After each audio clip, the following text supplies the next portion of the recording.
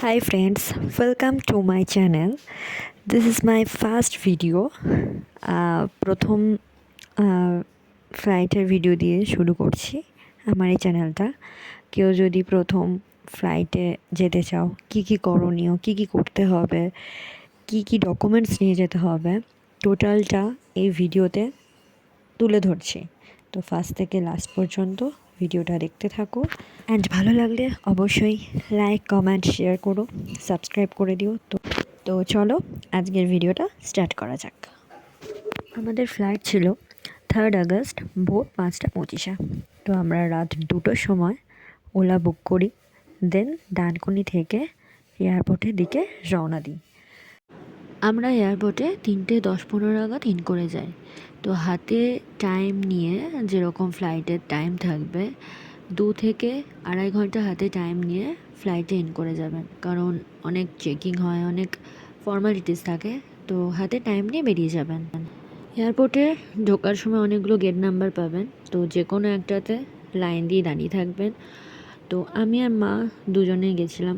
তো দুজনে আধার কার্ড আর pan card, যে কোনো একটা আইডি প্রুফ আর হাতে টিকিটের জেরক্স নিয়ে বাইরে লাইন দিতে হবে। আমার হাতে যেই লাগেজ কার্ডটা দেখছেন, এগুলো বাইরে থেকে পেয়ে যাবেন। এয়ারপোর্টের বাইরে দাঁড়ানো থাকে, ওখান থেকে কালেক্ট করে নিতে পারেন। ওকে, দেখতেই পাচ্ছেন এক একজন করে চেক হচ্ছে। তো আমার হাতে আইডি প্রুফ আছে মায়ের এবং আমার। তো ওনারা আমার ফেসের সাথে আইডি প্রুফ মিডিয়ে অ্যান্ড টিকিটের জেরক্স দেখে ওনারা আমাদের ভেতরে ঢোকার পারমিশন দেবেন। দেন আমরা ভেতরে ঢুকে যাই। ভেতরে ঢোকার পর আপনার যেরকম ফ্লাইটের নেম থাকবে, আমার ইন্ডিগো ছিল। তো এরকম অনেকগুলো কোম্পানি থাকবে, Indigo, air Asia, air India. তো দেন কাউন্টারগুলোর নাম দেখে আমার ইন্ডিগো কাউন্টারে আমি এগিয়ে গেছিলাম। যার যেরকম ফ্লাইটের নেম সেরকম কাউন্টার ওখানে পেয়ে যাবেন। কাউন্টারে গিয়ে আপনার লাগেজগুলো এখানে জমা করতে হবে এবং 15 কেজি ওয়েটের মধ্যে লাগেজ হতে হবে। দেন 15 কেজি বেশি হলে ওরা এক্সট্রা চার্জ নেবে। টিকিট দেখানোর পর ওরা আপনার থেকে সাইন চাইবে এবং সাইন করার পর অরিজিনাল বোর্ডিং পাস বা টিকিটটা দেবে, যেখানে আমরা গেট নাম্বার দেওয়া থাকবে। 15 ছিল আমাদের গেট নাম্বার। টিকিট কালেক্ট করা হয়ে গেছে। দেন আমাদের লাগেজ কার্ডটা এই সাইডে রাখার জায়গা আছে, সাইডে রেখে দিলে হয়ে যাবে। দেন আবার আমাদের চেকিং চলবে। তো টিকিট কালেক্ট করার পর এখানে লাস্ট টাইম আর একবার চেক হবে আপনাদের হ্যান্ডব্যাগের ওপর। ফোন, চার্জার, ল্যাপটপ এখানে আপনাদের জমা করতে হবে। সো এখানে আপনার যে টিকিটটা আছে এখানে একবার শো করতে হবে।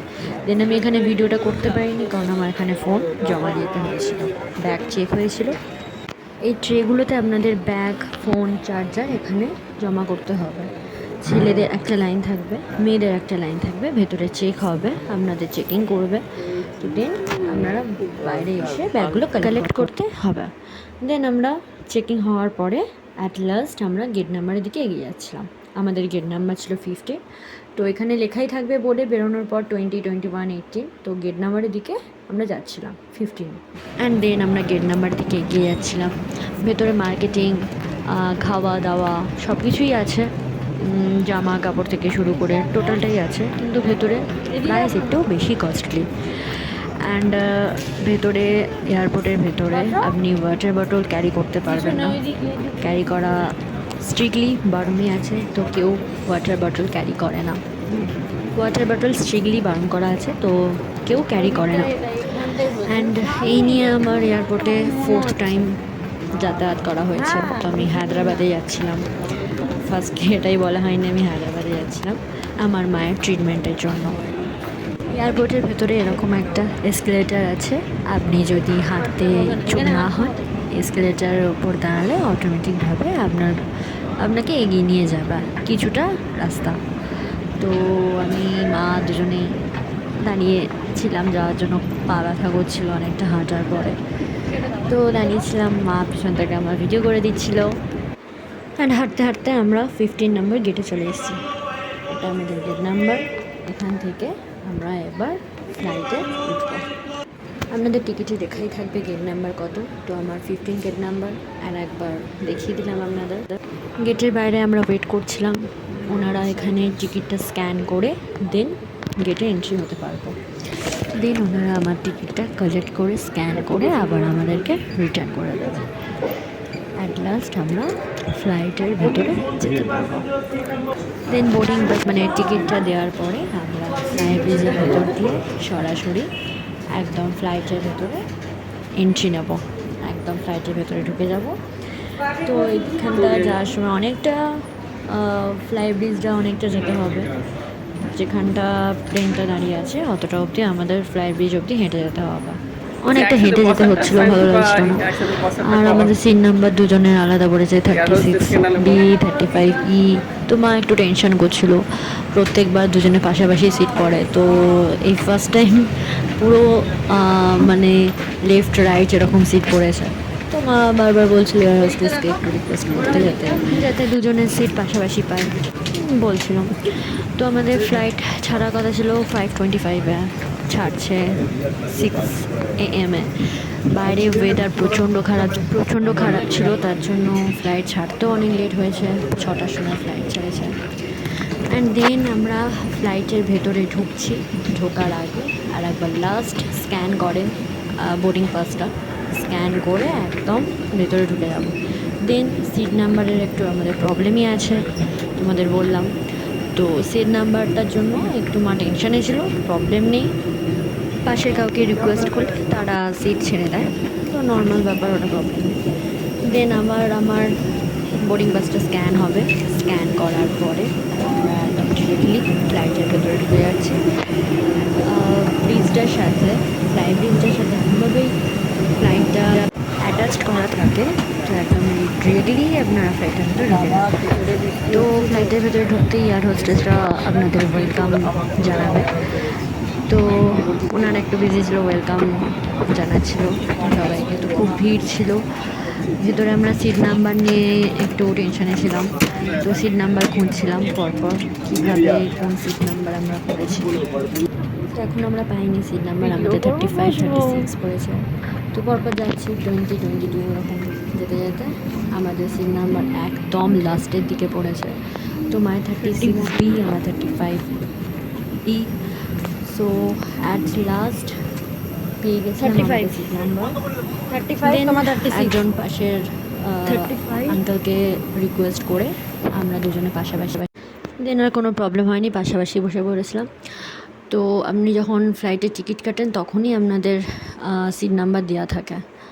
অ্যান্ড অ্যাট লাস্ট আমাদের ফ্লাইট ছেড়েছিল 5:25 ফ্লাইট ছিল, সেখানে ছেড়েছিল 6টার সময়, আধ ঘন্টা লেট ছিল, কারণ বললামই খুব বৃষ্টি হয়েছিল, ওয়েদার খারাপ ছিল, তার জন্য অনেকটা লেটেই ছেড়েছে, আধ ঘন্টা লেটে। দেন আমরা ল্যান্ড করে যাই হায়দ্রাবাদে, অ্যান্ড 7:40 ল্যান্ড করিয়ে দেয় আমাদের হায়দ্রাবাদ এয়ারপোর্টে, রাজীব গান্ধী এয়ারপোর্টে। অ্যান্ড দেন এবার আমাদের নামতে হবে। এয়ার হোস্টেসরা আমাদের ওয়েলকাম জানাচ্ছিল যাওয়ার সময়। অ্যান্ড ফ্লাইটে থাকাকালীনই ওরা অ্যানাউন্স করে দেয় আমাদের লাগেজ কত নাম্বার গেটে আসবে, তো এটাতে অ্যানাউন্স করেনি, তো নো প্রবলেম। তো সবাই যেখানে যাচ্ছে একসাথেই আমরা যাব। তো ভেতরেও বোর্ডে লেখা থাকবে কলকাতা টু হায়দ্রাবাদ ফ্লাইট, কত নাম্বার গেটে লাগেজ আসবে সেটা লেখা থাকবে বোর্ডে। তো সেটা যদি আপনাদের বুঝতে অসুবিধা হয়, সবাই যেই ফ্লাইটে যতজন লোক যেখানে যাচ্ছে তাদের পিছন পিছন চলে গেলে সবাই একই জায়গায় দাঁড়াবে, তো ওইখান থেকে আপনি আপনাদের লাগেজ কালেক্ট করে নেবেন। তো এটাতে আমাদের বাসে করে যেতে হবে, কারণ প্লেনটা অনেক দূরে নামিয়েছিল, তার জন্য আমাদের বাসে করে গিয়ে ফ্লাইটে এয়ারপোর্টের কাছাকাছি আমাদের নামিয়ে দেবে। তো আমরা এখন বাসেই আছি, বাসে করে যাচ্ছি। অন্য সময় প্লেন কাছাকাছি দাঁড়ালে এয়ার ব্রিজ থাকে, এয়ার ব্রিজের ভেতর দিয়ে যখন যাওয়ার সময় আমরা গেছিলাম এয়ার ব্রিজের ভেতর দিয়ে যেতে হয়েছিল, আসার সময় সেরকম থাকে কাছাকাছি থাকলে। তো এটা একটু দূরে নামিয়েছিল বলে আমাদেরকে বাসে করেই যেতে হচ্ছে। অ্যান্ড দেন আমি লাগেজ কালেক্ট করার জন্য লাগেজ কার নিয়ে চলে এসেছি, এবং এখানে আপনি আপনাদের লাগেজ চলে আসবে, এখান থেকে আপনারা কালেক্ট করে নেবেন। অ্যান্ড দেন আমি লিফট ইউজ করব, লিফট ইউজ করে আমি গ্রাউন্ড ফ্লোরে নামবো। তো লিফটের কাছাকাছি চলে এসেছি, গ্রাউন্ড ফ্লোরে আমরা লাগেজ নিয়ে নেমে গেছি অ্যান্ড বেরিয়ে এসেছি বাইরে। আমার দাদা আমাকে পিক আপ করতে আসবে, বাইরে গাড়ি নিয়ে দাঁড়িয়ে আছে, তো যাচ্ছি এখন দাদার বাড়িতে চলে যাব। So it's my first video in my channel ডোনাস creativity. তো তোমাদের যদি এরকম ভিডিও ভালো লেগে থাকে, আমার সাপোর্ট করো। ভিডিওটা ভালো লাগলে like, comment, share and subscribe করে দিও, তাহলে আমিও আরও অনেক ভিডিও করতে সুবিধা হবে। তো তোমরা পাশে থেকো। Thank you so much.